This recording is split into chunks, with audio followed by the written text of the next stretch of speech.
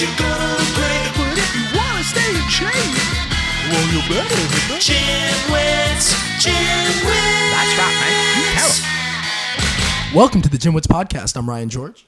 I'm Justin Guild, aka Chef Sonic. And we are the GymWits. So today's the second in-person guest we've had on the podcast, if you don't include Tony, because Tony has since become a part of the podcast, right? So we'll go right into it. So I'm really happy to introduce a really good friend, probably my longest personal training client, I think, at this point. He's a business owner, CEO, entrepreneur, Isaac Rodriguez. Isaac, how are you? Hey, how you doing, Ryan? Hey, Justin. Great to be here. Thanks for having me. Yes, thanks for coming on the GymWits. So I think I brought this up before. Isaac is probably my biggest, or one of my biggest success stories. Only, in that not only did he get really great results, but it's lasting, and it's something that happened over an extended period. It wasn't like, I've had people lose like 90 pounds in 6 months or something like that, but they always rebound. And so this is one situation where kind of, it was a lasting thing that's happened. If you looked at the trend over the course of years, it's always been kind of a trajectory downward. Sure, there are, little, blips where it goes up and down a little bit, but it's always been kind of, overall downward and over an extended period where it's really lasting and not, the kind of yo-yo thing that we're really used to seeing. So maybe if you could talk a little bit about your kind of, your experience over the last, maybe 10, 10 I think years. it's 10 years. I think it's been 10 years, right? I can't believe it. And as I think back to that time, I was a difficult time in my life. I was 230 pounds. I'm 5'9" and a half. So say, or 5'10", depending upon whether I'm wearing shoes. But the thing is that I was having difficulty sleeping because things were falling. My limbs were falling asleep. There were lots of issues, but mostly I was eating. I was unhappy and making lots of bad choices. Met a guy who told me about to do a marathon. He suggested I start running. I started running, and that lasted about 3 days. And but I still kept feeling bad, and so I looked online, and I ended up finding your. Somehow I found you. I forget. I think the Craigslist. Yeah, probably Craigslist at the time. Yeah, it was Craigslist, and lo and behold, you were literally right down the block from me, and so I ambled down there one Saturday morning when you lived on the third floor, and of this apartment, and went in there. And again, with my hulking body, and as we did a few things, and I interviewed you like crazy because I don't trust anybody, and I also wanted to know that you're serious, and I didn't need somebody, given my thick head, I don't need somebody who's going to be yelling at me, telling me 1 more, 2 more, 3 more. No, that's just not going to work. So you were really patient, and so we started. By the end of that session, my legs were shaking going down the stairs.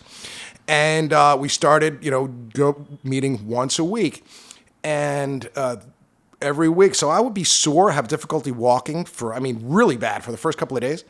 And then week after week, I found my balance would get a little bit better.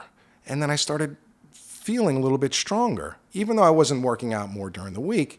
And I said, well, this is interesting. And it was definitely painful.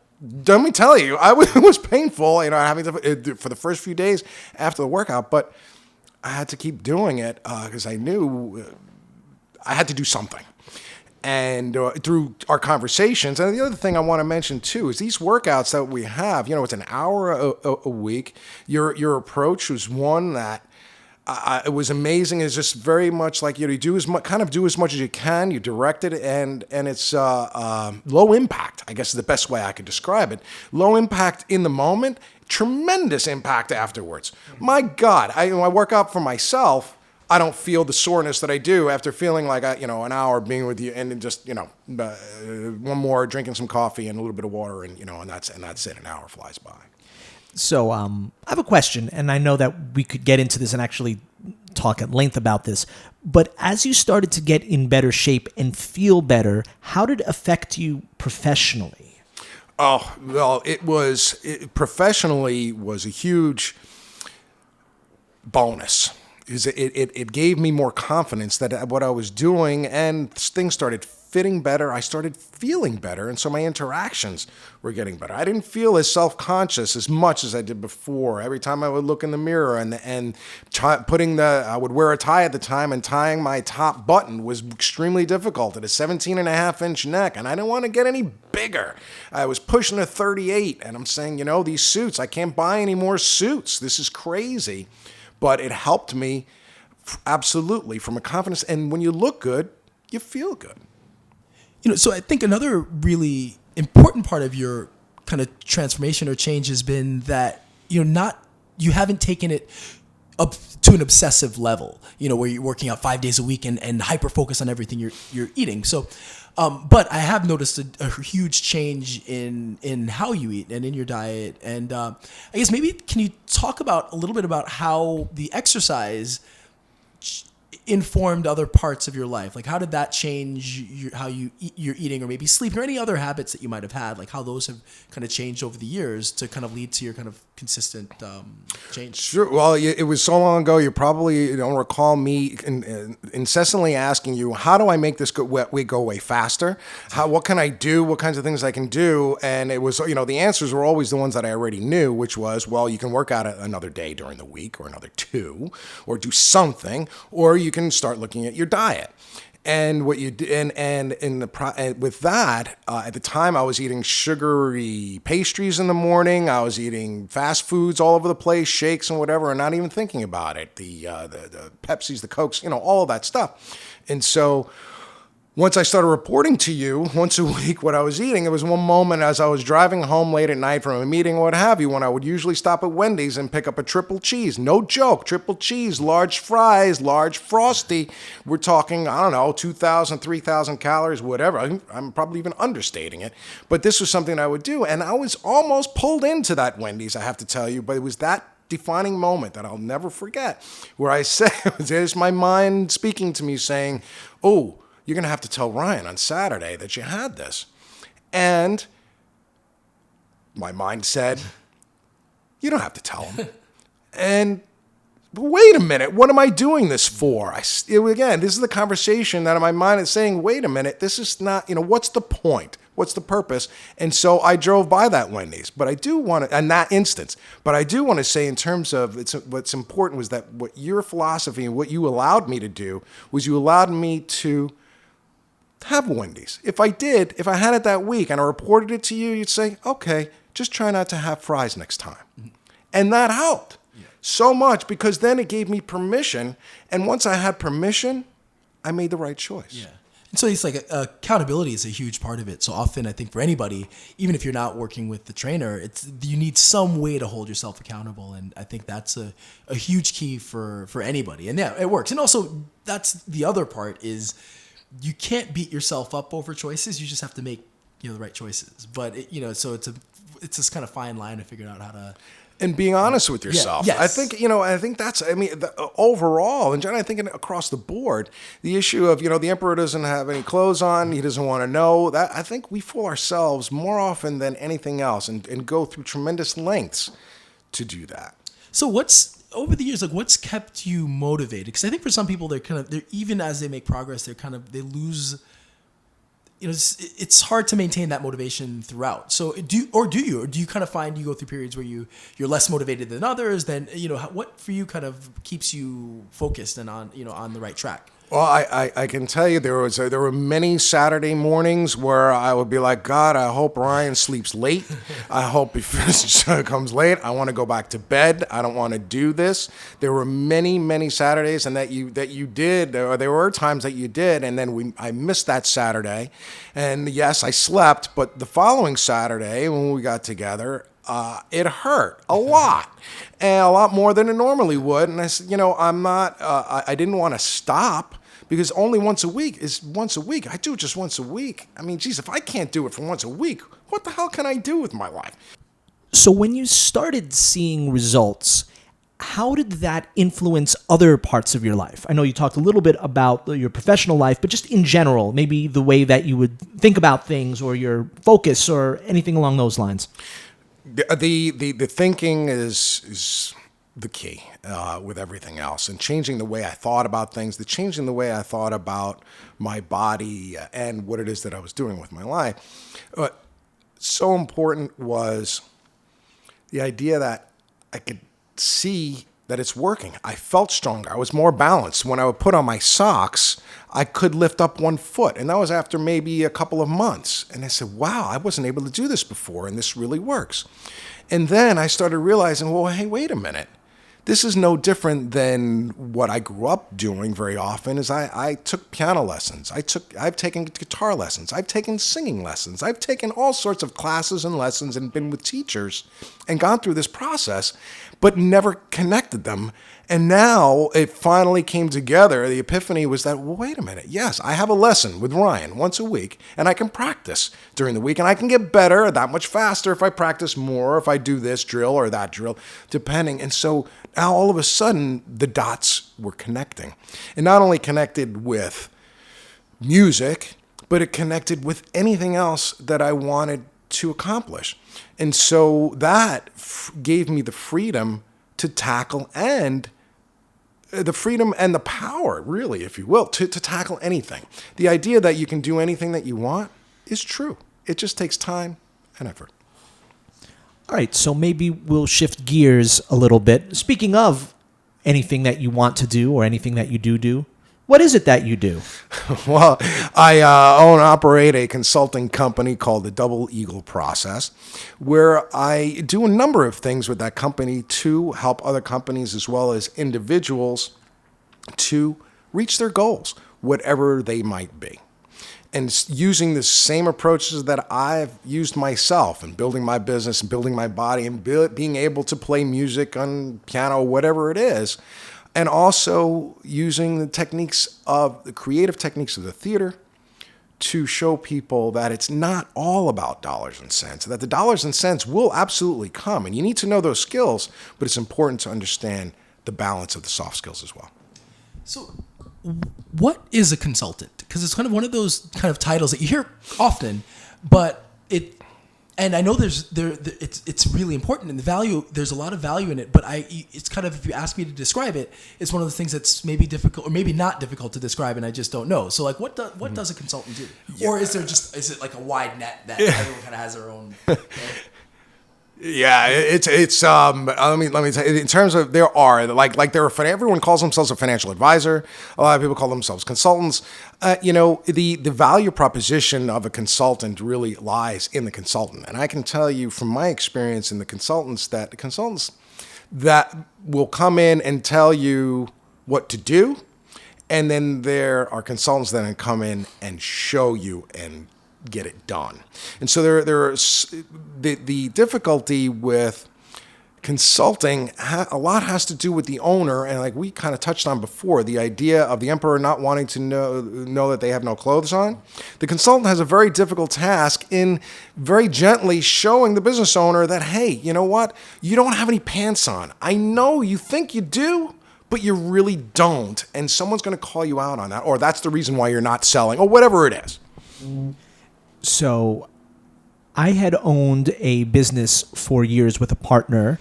It was a music camp, maybe for 5 years. I think I owned it from I started when I was 23 till about 28.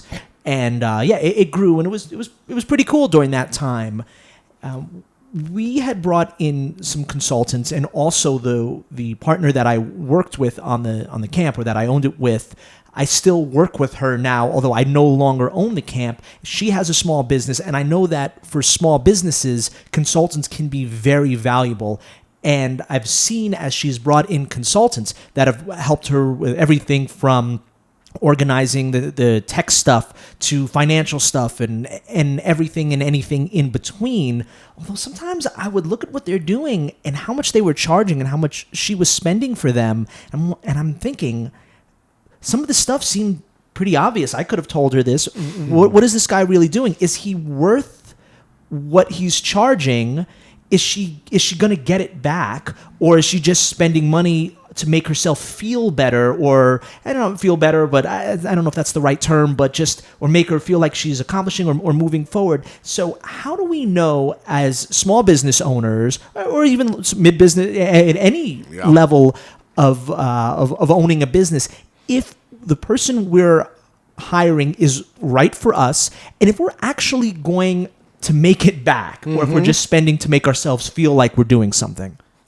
Yeah, I hear you on that. And the short answer to that is weeding and interviewing. Because through the process of talking to consultants and understanding what you're looking for, being very clear yourself on what it is that you need, and then interviewing the different consultants, and you have to listen very carefully to what it is that they're telling you, because many consultants will come in and tell you that they want to essentially provide you with all of the strategy and all of the things which you've already figured out, and you've already got that, and you need them to do X. Well, you want to avoid those types of consultants, because those are the ones that aren't going to do anything, but they're going to tell you what to do, and then they're going to walk away and they'll send you a bill. And you will be left with the same thing that is that you had, and the same problem, maybe with some different ideas, but ideas don't execute themselves. And so with consultants, yes, they can be very costly, and very often, in my experience, people come, and it's incredible, looking essentially with their hands out, saying, well, you can pay me for many, many different reasons, but not showing what it is that they're going to do for me. Which is incredible how many companies and individuals that are out there that do exactly that. They will expect me to tell them how I can pay them, if you will, and tell them what their value proposition is. They don't know it themselves. And that's the reason why you saw so many consultants in that business that didn't seem to know what they were doing, it was the obvious. Those are the kinds of consultants they were. Is there a time limit or any unit of measurement to figure out whether the consultant that you're hiring is actually benefiting you, right? Like, should you start seeing some financial benefits at some point, or start seeing, your bottom line is changing, or anything along those lines? Absolutely. Results are what matter at the end of the day, right? Absolutely. So at what point do we say, well, this is the consultant isn't doing anything or isn't helping us, or maybe we're doing things incorrectly? Like, differentiating between those two. Yes, that will happen if you don't pay attention to what the consultant is doing in a lot of ways. In other words, let me back up. Actually, when you set up from the start with the consultant, what your goals are, so that you can have measurement. I can tell you from my experience, when I go into an engagement, my goal is to essentially work myself out of that engagement. I need to go in, I need to talk to the client, understand what their needs are, and then if I can help them, based upon that consultation, if I can help them, I'll present them with a proposal that will outline all the things that we discussed and how it is that I can help them, when and where and how they can see what the success is. Any other consultant that can't do that is just looking to get on a gravy train, if you will. It's because there aren't going to be built-in different things. There aren't going to be built-in those benchmarks and accountability, like Ryan talked about before.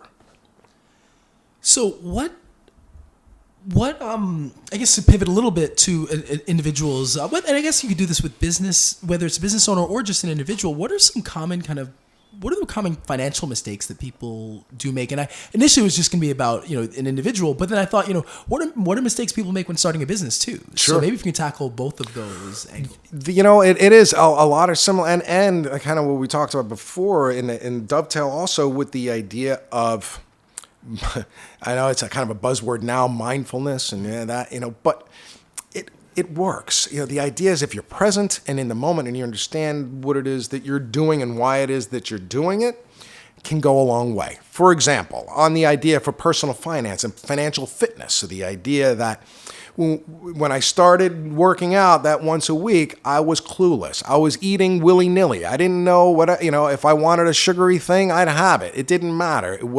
I had no idea what I was eating. Pivot that to how much I was spending. Now I have no idea how much I'm spending on all of those sugary things or whatever, all of those types of things. You can make that correlation to a business. Do you know how much you're spending on everything in your business? Do you know how much you're spending on everything as an individual? And I mean that, not to nickel and dime yourself, but at the same time, nickel and dimes add up. And that, $2.50 coffee every day, and then that latte at the end of the day, and then the whatever, you name it, these guilty pleasures that and I'm not saying that you don't do it, but just know that you're doing it. And if you keep track of it, you'll be able to see what you're spending and what you're not. Not that you're necessarily going to do anything about it, but I believe if you know that you're doing it, you'll change it for the better if that's what your mindset is. Yeah, I've definitely found that when I'm more detached, and sometimes if I know I'm doing something wrong, whether it's, let's say, spending too much money or whatever, I'll detach myself a little bit more from what I actually have, because somehow magically you just hope that things will work out. But you're right, the more aware you are. Same thing with food. It's like when even with food, it's a perfect example. Like when people who calorie count, they tend to just make better choices because they're counting, and then if you detach yourself from that, you're not doing the right thing, but it's much easier to kind of get away with it than if it's kind of in your face. Now, are there decisions that people do make, or things that it could be decisions when it comes to their finances that maybe people think they're doing the right thing. And again, same thing with businesses. Maybe you think you're doing the right thing, but maybe it's not the best thing in the world for you, or it's something that kind of a misconception or something that you think, oh, this is great, and it's not. Oh yeah, I can tell you one big thing is the idea that you don't need their brother or cousin or uncle is an accountant, and so they're doing the books. Yeah. Okay. Wrong. Mistake. Not knowing, not understanding what the books are and records are, and leaving that to the accountant to do the taxes. Mm-hmm. It's not taking advantage of what it is that they're doing, and really understanding the knowledge and how important that is. So that's a big example of a mistake that people make right out of the blocks, is not using people that are right there. They're designed to help you, or thinking that they know more. Read it, being like internet doctors. You go to the internet, all of a sudden now you've diagnosed yourself. But that doesn't necessarily work all that well in the long term. Another mistake that a person might make would be to not consult with an attorney, not just to kind of go ahead blindly into something without really putting together the plan. Going into business thinking, oh yeah, I can make a lot of money doing this. This is a good business. Somebody told me this is a good business, so I should do this. When either you don't know anything about it, B, you don't have any interest in it, and C, maybe the only reason that you're getting into it is because it potentially can make a lot of money. That doesn't necessarily. I've seen it not work many times. So I think that's a perfect segue to our next topic, which is actually having passion for what you do. And is it important to have passion, or to at least enjoy what you do, as opposed to just doing something to try to make money? Because I've known a lot of people that work in finance. They have this dark humor about how they hate what they do, but they make a lot of money. And I wonder if they're happy or if they're not. I'm sure some people are. Some people are very satisfied to just work doing whatever, and they come home to their family and they live that sort of life. And I think some people are miserable. They're like, well, I have to get out of this. I feel like even though I'm making money, I'm wasting my life. So what do you feel about really enjoying what you do as opposed to making money? Because there's always that tricky balance in life, right? Yeah. Oh my God, it's unfortunately the sobering lesson that I learned about funds and money in over the years, and being a reformed recovering banker. So I spent 25 years in the banking industry, financing and working with small businesses, all different kinds of financing, and so dealing in that world of money and banking, and what that's been over the last 20 years, and how the industry is, and it's all about money. Well, that is the industry, the focus is. And I found out the hard way, actually, personally, through my mom. When my mom was stricken with Alzheimer's, she retired 3 times. She was 71 years old, ready to retire and enjoy her life, had saved, and everything else. And what I did with her for the next 10 years was use her funds to take her to every doctor that you could possibly imagine. And she had worked in places that were not necessarily, and worked for people that didn't treat her as well as she should have been and everything else, and endured all of that to raise the family and to have, food on the table and everything else for us, and so that I could have a good education and a good life. And ultimately to find out that she couldn't enjoy any of that, and couldn't enjoy the things that she enjoyed when she was living in like going to Atlantic City and all those types of things. So when she passed, I realized that, something, and actually even during that time, the 10 years of her life, the end of her life was spent going to all these places, and money wasn't going to change any of that. She lost the ability to speak 6 months into that. So I couldn't talk to her. So the next 9.5 years, I would have spent anything and everything I possibly had just to have a conversation with her. So it's I have known bankers and investment bankers and all sorts of people in the financial industry, attorneys that are wildly successful from an objective standpoint, in that they have a big house, they have nice cars, and all of those types of things. Through conversations and on the golf course, you find out they're hollow inside, and are really interested in doing something altruistic. Don't know how to do it. Don't know how to share. Don't know how to, but they want to, and they feel that gap. Close friends that are wildly successful dream about working for a not-for-profit. So I don't know if that answers the question. But.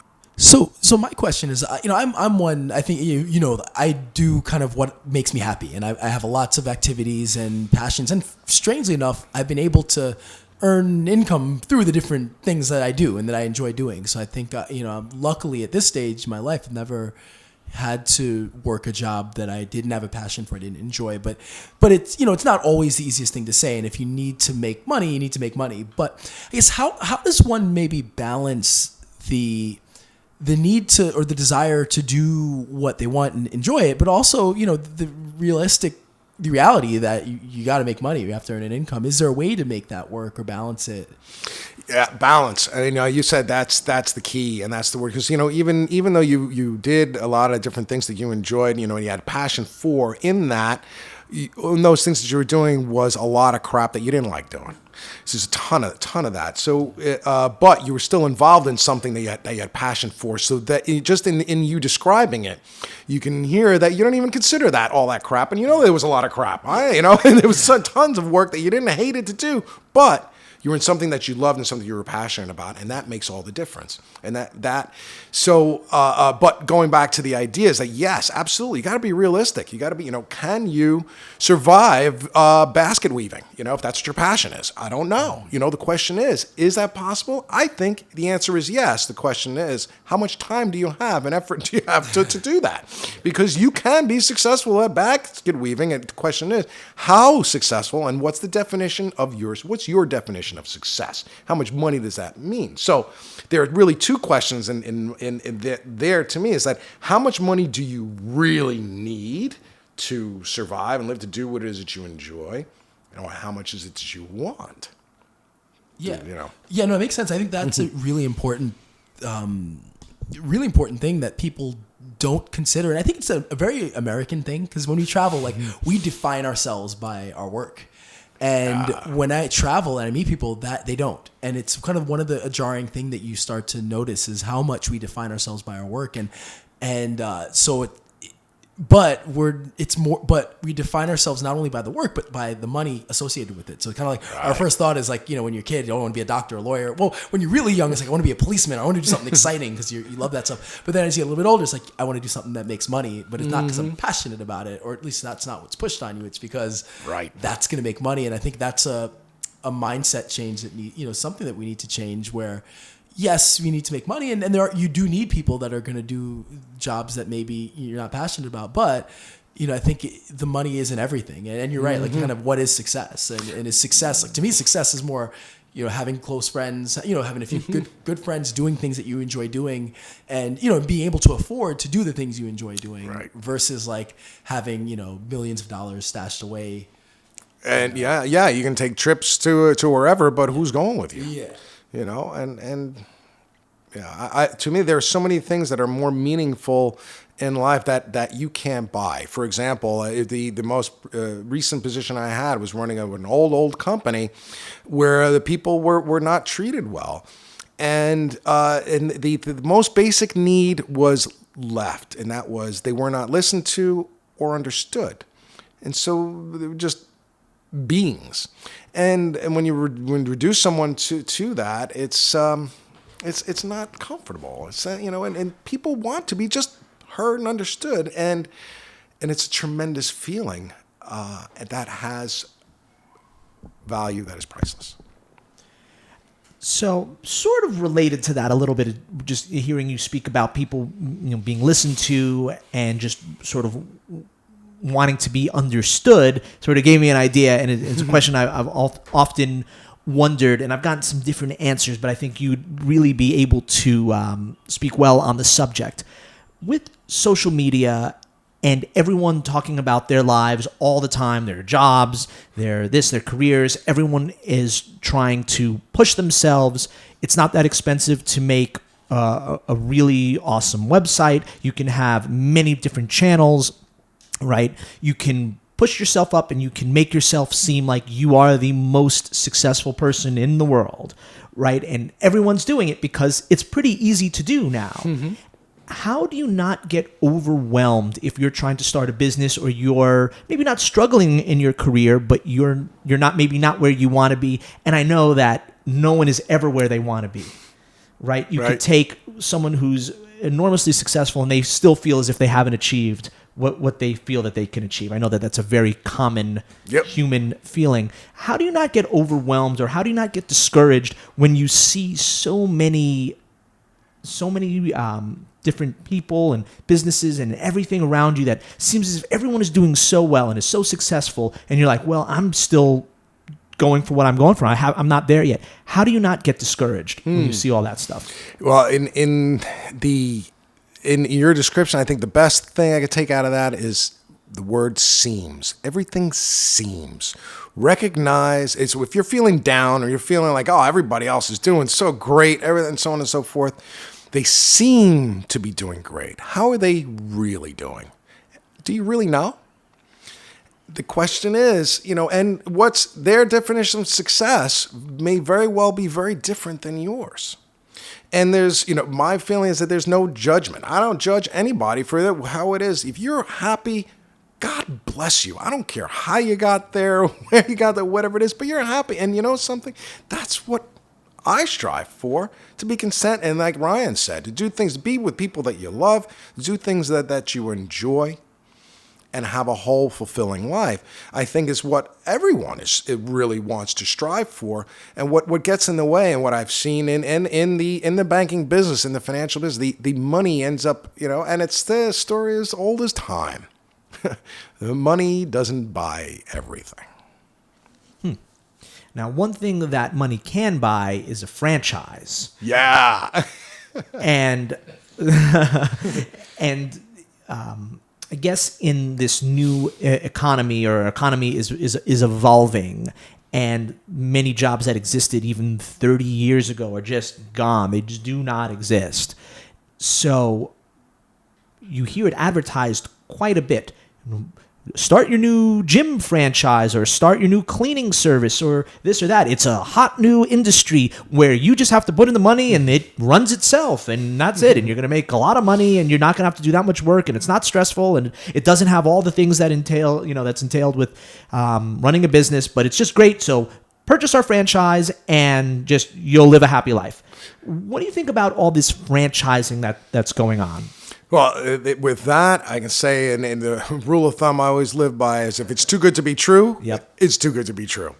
And there are so many people out there, as I mentioned before, about vendors and people, just with their hands out. They don't do it in your face, but they really are essentially telling you, give me your money, essentially. But, they're putting a lot of other words in front of you to kind of really mask the fact that I want your money and you're going to pay me and I'm going to act like I'm giving you something that's valuable. You're really going to have to work your behind off to make it happen. But they're not saying that in those particular blunt terms, but that's the reality. The reality, the emperor no clothes on, there is no business that is going to make you money overnight. There's no business that is going to be an absentee situation and just run and give you, money just like that without having to pay attention to it or having some kind of skin. That's just... I like to think that everyone knows that, and if I'm the only one that knows that, that would be very odd. But so in terms of franchise, so I actually at this time I've been looking at and analyzing a number of different franchises and looking at these different types of companies, and some of them, it's the same story: get rich quick, lose weight fast, buy these X-ray glasses, and you can see through clothing.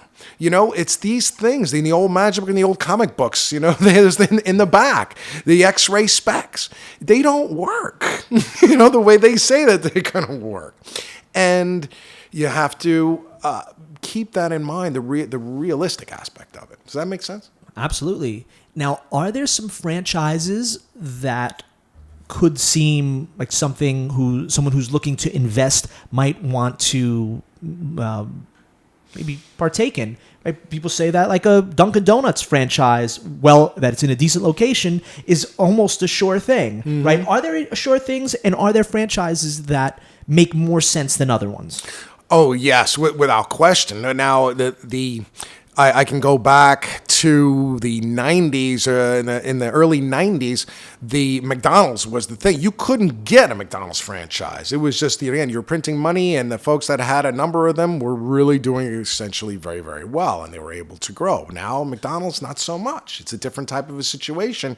Not that it's not so much. It's still a great franchise, don't get me wrong. It's a tremendous system, but they are old. They've been a long time coming, and you've got to understand that a franchise they have the systems worked out, but you still have got to put in a tremendous amount of effort, time, and money. None of it's going to work out overnight. I mean, even like with the Dunkin' Donuts, I can tell you, it's like the operators, the ones that really we're dealing with the definition of success, but the operators that have multiple stores do extremely, extremely well. But you know what? How do they start? With one. Some of them started off with they gathered money from their friends and family and worked 18-hour days, 7 days a week, and worked with the franchise, went, and traveled there, put their hard-earned and their life savings in for that one franchise back in the day when Dunkin' Donuts was just starting.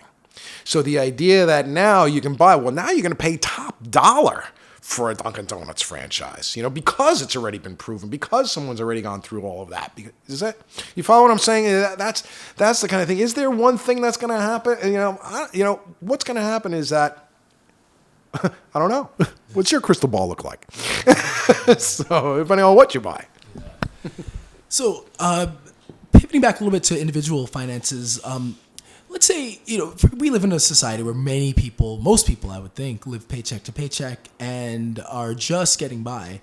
So what do you do if you're, let's say, in your 40s, 30s, 40s, even 50s, and maybe you haven't started to really focus on your future financially? Because is there a point where it's too late to start? And what should somebody do if they're at that point where it's like, look, I gotta do something? What's the first step that somebody should take? Yeah, well, the answer to that question, it's never too late to start. I mean, you got to get started. Got to get started somewhere. And the thing is, just start. And in similar, my belief is similar to the one in terms of the financial and the fitness, actual fitness, and my philosophy, the idea that, a little bit over a long period of time. So once a week, started working out, it doesn't pay off right away. It takes time. So when I work in 6 months, I didn't see any results when I started working out with you for the first 6 to 8 months. Nothing. I started other than just some of the physical aspects of it.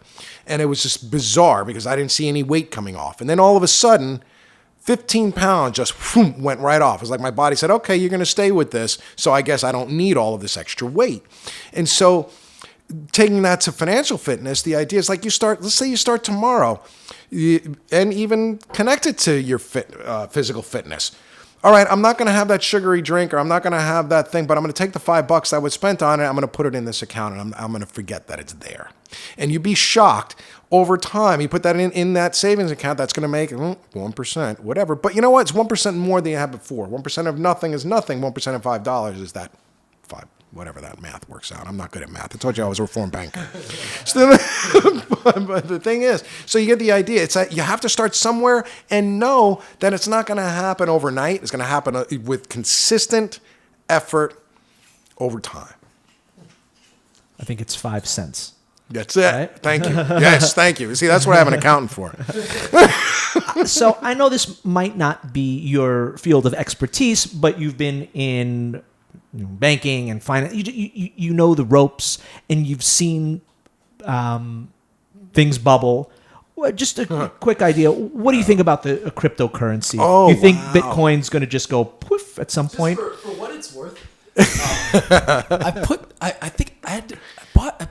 like $100 into Bitcoin like a year ago or something, and I spent some of it, but it's like hundreds of dollars. It's like $800 at this point. It's something crazy. So I do wish way back when, because I'd read about it when it started. Right. You're obviously You knew about hindsight's it, should've bought 2020. it It's in like God, 2008 or 2007. Yeah. What about the guy that threw away his hard drive? Yeah, that's right.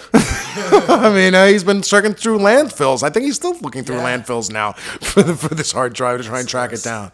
But, the cryptocurrency, it's... I have a very basic viewpoint on everything. If it smells funny and tastes funny, and it's probably funny. It quacks like a duck. All those dumb phrases. That's kind of how I look at things. So it very well may be something that could be something. About I don't know enough about it to really give an intelligent opinion on it, but in terms of whether or not it's a real currency or not, it seems to have drawn some value. Some of the other things that are popping up, but I did live through the .com era, and I did see so much blown up that was really nothing, and it was very clear that it was nothing. It was just, you could see that it was based on nothing, didn't have anything. So Bitcoin, I think, has something because it's been around. I guess one of the first has been around, and it somehow has value, and it continues to have value. I think it's exploded really past, and could maybe pass the level that it should be, but what do I know? Again, my crystal ball is just as clear as yours. And what these, I think the monetary systems and the things that the handcuffs that they put on the banks and certain things that make it difficult for banks to do a lot of things that create these other vehicles. My main concern as a citizen as well as a former banker about cryptocurrency is the idea of terrorism and the idea that there are ways that funds can be siphoned and into organizations in illegal ways. So where can people get in touch with you, or what's your website? Like, how do people get a hold of you? Thanks so much. Yeah, my company is the Double Eagle Process. The website is isaacpr.com, ISAACP like Peter, R like Rodriguez.com. And that's my website. You can find everything there. I'm also on LinkedIn, and you can find me there, Isaac Rodriguez, and be happy to talk to any of your listeners. And Isaac's also a magician. Yeah, that is true. Well, yeah, we can if you invite me back, we can talk about the magic of fitness. Awesome. Yeah, definitely. All right, Isaac. Well, thank you so much for coming on the GymWits. It was really awesome. I learned some cool stuff, and I hope everyone out there did as well. So thank you, Isaac. Thank you, guys. You know where to reach us. TheGymWits.com has all of our information, whether you want to contact us or check out our social media, where we got a lot of stuff going on Instagram, Facebook.